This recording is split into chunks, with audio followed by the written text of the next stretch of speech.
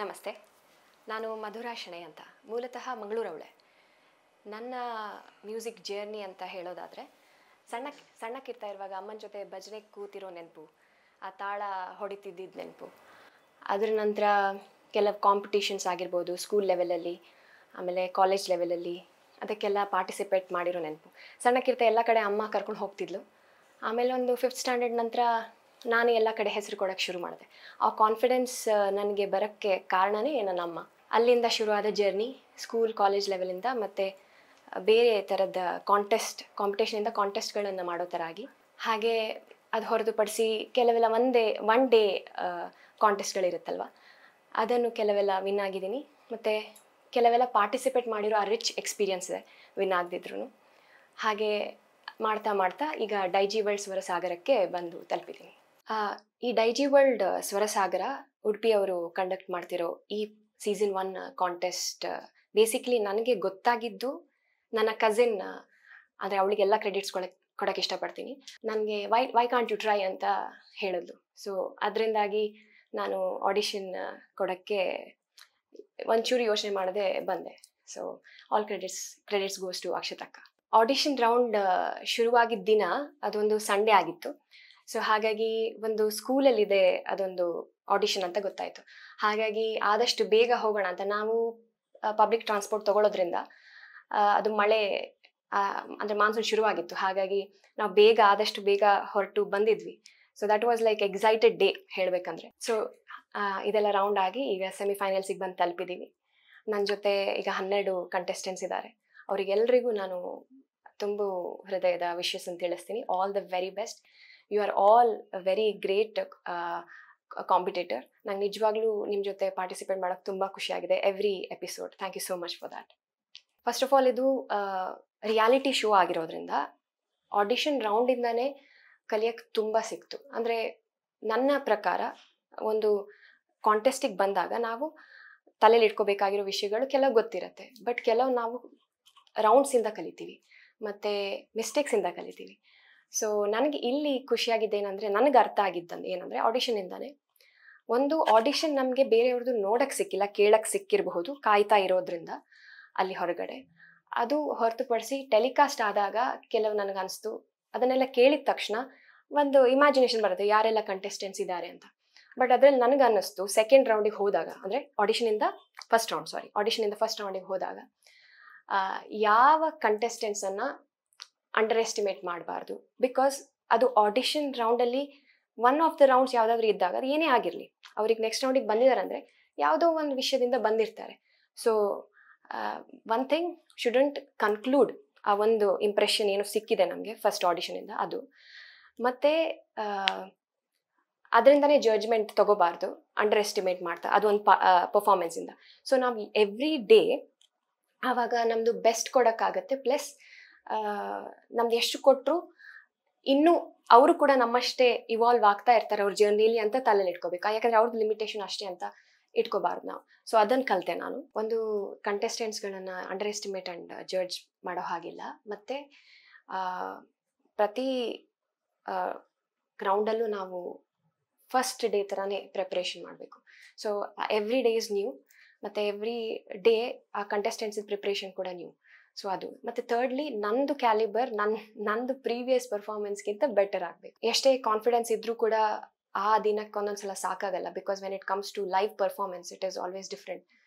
ಮತ್ತು ಟೆಕ್ನಿಕಲ್ ಆಸ್ಪೆಕ್ಟ್ಸ್ಗಳೆಲ್ಲ ಇನ್ವಾಲ್ವ್ ಆಗಿರೋದ್ರಿಂದ ನಮಗೆ ಮೇ ಬಿ ಲೈಕ್ ಹೋಲ್ಡಿಂಗ್ ಮೈಕಿಂದ ಹಿಡಿದು ಎಲ್ಲವೂ ಅದೆಲ್ಲ ರಿಯಾಲಿಟಿ ಶೋವಿನ ಒಂದು ಕಲಿಕೆ ಅಂತ ಹೇಳಕ್ಕೆ ಇಷ್ಟಪಡ್ತೀನಿ. ಅದೆಲ್ಲ ಕಲಿತೆ. ಈವೊಂದು ರೆಗ್ಯುಲರ್ ಸ್ವಲ್ಪ ಗೊತ್ತಿದ್ರೂ ಅದೆಲ್ಲ ಎಕ್ಸ್ಟ್ರಾ ಕಲಿಯಕ್ಕೆ ಸಿಕ್ತು. ಈಗ ಸೆಮಿಫೈನಲ್ಸ್ ತನಕ ಹಾಗೆ ನೋಡೋಕ್ಕೆ ಹೋದರೆ ಎಲ್ಲ ರೌಂಡ್ ಅದರದ್ದೇ ವಿಷಯದಲ್ಲಿ ತುಂಬ ಸ್ಪೆಷಲ್ ಇದೆ ವಿತ್ ಎಕ್ಸ್ಪೀರಿಯನ್ಸ್. ಫಸ್ಟ್ ರೌಂಡಿಂದ ಅಂದರೆ ಆಡಿಷನ್ ರೌಂಡಿಂದ ಹಿಡಿದು ಸೆಮಿಫೈನಲ್ಸ್ ತನಕ ಎಲ್ಲ ರೌಂಡು ನನಗೆ ಸ್ಪೆಷಲ್ಲೇ.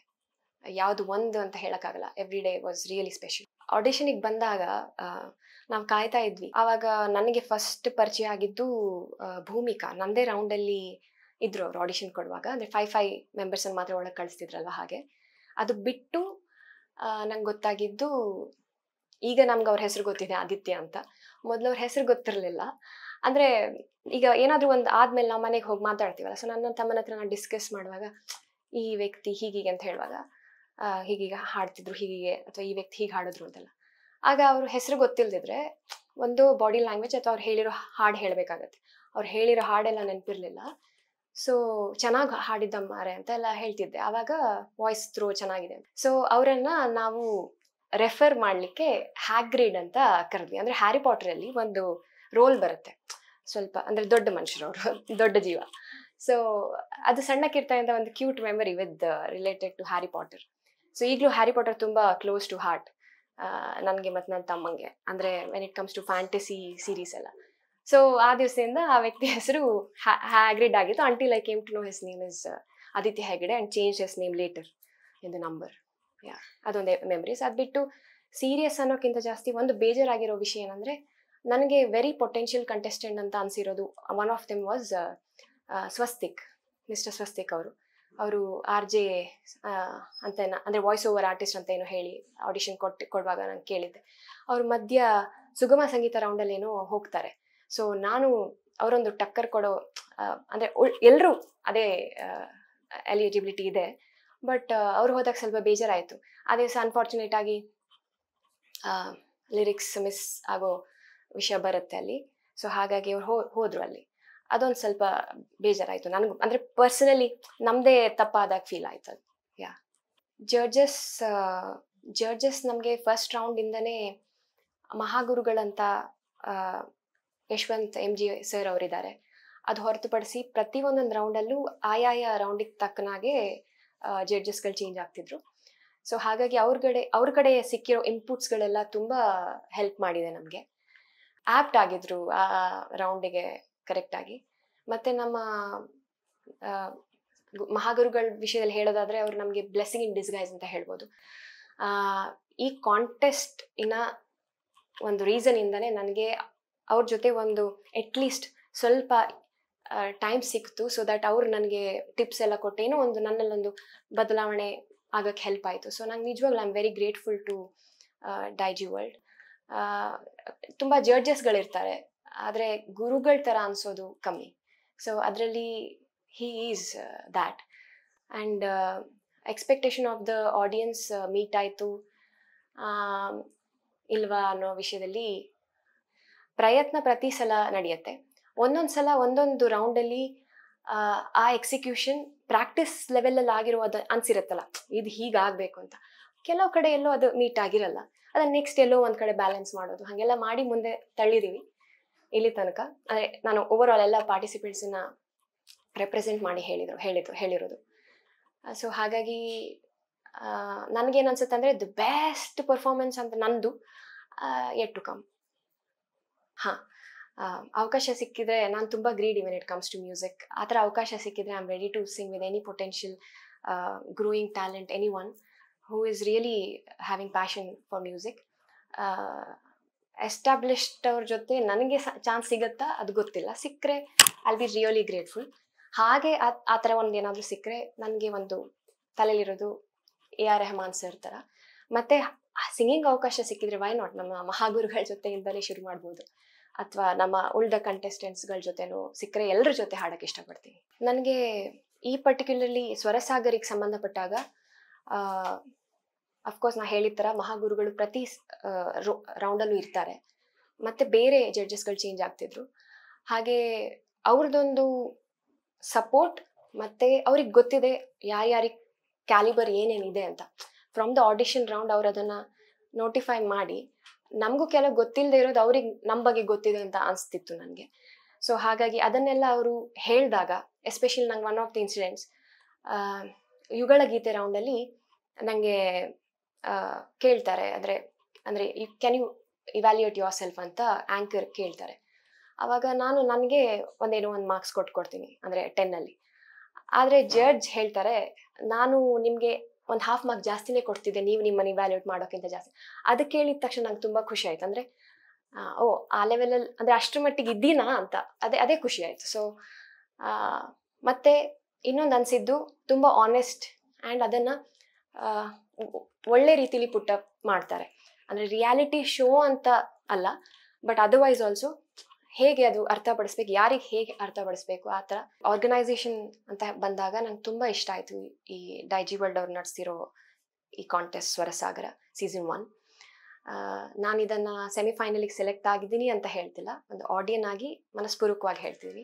ಎಲ್ಲ ವಿಷಯದಲ್ಲಿ ಎಸ್ಪೆಷಲಿ ಜಡ್ಜ್ಮೆಂಟ್ ವಿಷಯದಲ್ಲಿ ನನಗೆ ತುಂಬ ಸ್ಯಾಟಿಸ್ಫ್ಯಾಕ್ಷನ್ ಇದೆ ಸೋ ಫಾರ್. ಡೈಜಿ ವರ್ಲ್ಡ್ ಉಡುಪಿಯವರು ಕಂಡಕ್ಟ್ ಮಾಡ್ತಿರೋ ಈ ಸ್ವರಸಾಗರ ಸೀಸನ್ 1 ಶುರುವಾಗುವಾಗಲೇ ಅವ್ರಿಗೊಂದು ಪಿಕ್ಚರ್ ಇರುತ್ತೆ, ಅಂದರೆ ಇದು ಹೇಗೆ ಬರುತ್ತೆ, ಪ್ರಾಬ್ಲಿ ಇದು ಈ ಥರ ಆದರೆ ಮುಂದೆ ಸೀಸನ್ 2 ಇಟ್ಕೊಳ್ಬಹುದು ಅನ್ನೋ ಒಂದು ಪ್ರೊಬಾಬಿಲಿಟೀಸ್ ಇರುತ್ತೆ. ಅದು ಹೊರತುಪಡಿಸಿ ನನಗೆ ಹೇಳಬೇಕಾಗಿರೋದೇನೆಂದರೆ ಸೀಸನ್ 1 ಆಗಿನೇ ಇದಕ್ಕೆ ಹಿಸ್ಟ್ರಿ ಇಲ್ಲ ಟು ರಿಲೈ, ಅಂದರೆ ಹೀಗೆ ಮಾಡ್ಬೋದು ಹಾಗೆ ಮಾಡ್ಬೋದು ಅಂತ ಅಲ್ವಾ. ಇದೇ ಫಸ್ಟ್ ಸೀಸನ್ ಆಗಿ ಇಷ್ಟರ ಮಟ್ಟಿಗೆ ಅದು ಚೆನ್ನಾಗಿ ಬಂದಿರೋದೇ it's a great success. So in season 2 ಆದರೆ ಇನ್ನೆಷ್ಟು ಚೆನ್ನಾಗಿರಬೇಡ, ಅಂದರೆ they will have season 1 to rely on. ಅಂದರೆ ಅಲ್ಲಿ ಏನು ಕೆಲವು ಮಾಡಬಹುದಿತ್ತು ಅನ್ನೋದೆಲ್ಲ ಇರುತ್ತಲ್ಲ, ಅವ್ರಿಗೆ ಗೊತ್ತಿರುತ್ತೆ. I am just a participant.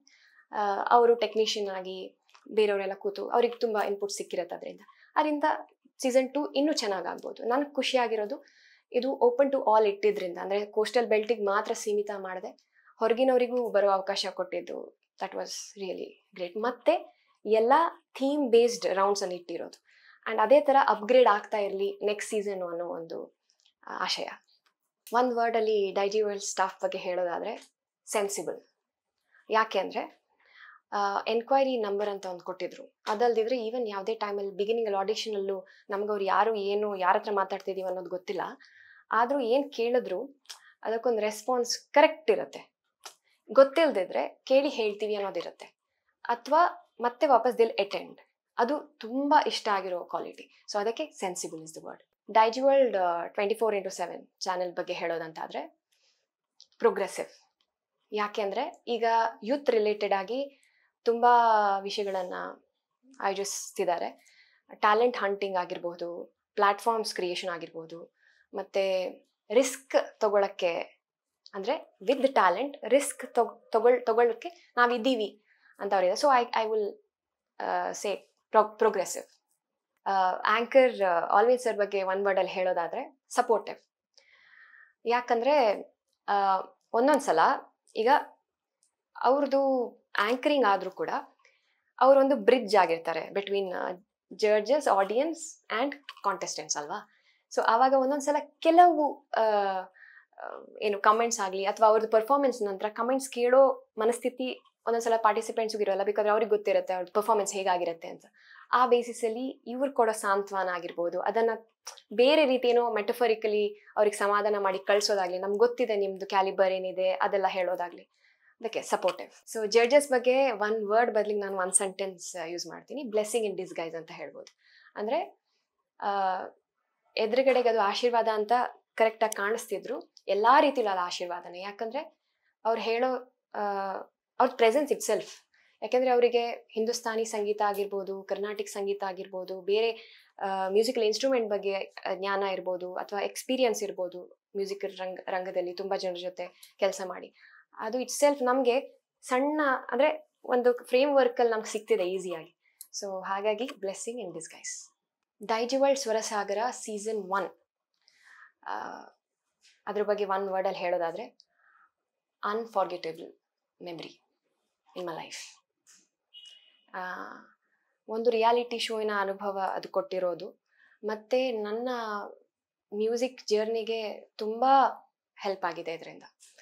And ಪ್ರತಿ ಸಲ ಏನಾದರೂ ಒಂದು ಆಬ್ಸ್ಟಿಕಲ್ಸ್ ಬಂದಾಗ ನೆಕ್ಸ್ಟ್ ರೌಂಡಿಗೆ ಪ್ರಿಪ್ರೇಷನ್ ಮಾಡುವಾಗ ಏನೋ ಅದರಿಂದ ಯೂಸ್ಫುಲ್ ಅಂತ ಫೀಲ್ ಆಗುತ್ತೆ ಒಳಗಡೆ. ಸೊ ಅದೆಲ್ಲ ತುಂಬ ರೀತಿಯಲ್ಲಿ ಹೆಲ್ಪ್ ಆಗಿದೆ.